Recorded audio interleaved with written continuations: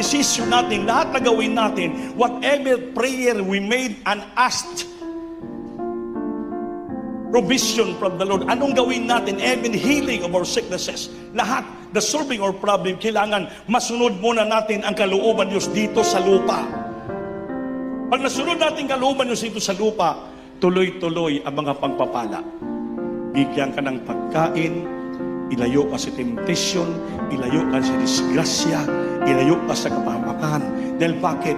Nasunod mo una ang kalooban ng Diyos at una mo siyang pinuri, una mo siyang kinikilala, una mo siyang i-recognize na sa Diyos makapangyarihan, banal, na sa langit siya, na dapat rumispito ka't gumalang sa ating purihin mo, matuto ka magpuri sa ating pinakamamahal na Panginoon. Hindi diretso ka lang agad hingi, hindi ka pa nagpuri sa Diyos. Sabi ng Biblia, acknowledge Him first and He shall direct thy path. Unahin mo muna i-acknowledge, kilalahanin mo muna ang Panginoon. Purihin mo muna ang Diyos. Hallow thy name, Lord. Purihin mo muna ang Diyos. Itaas mo muna ang Panginoon. Saka ka pa humingi.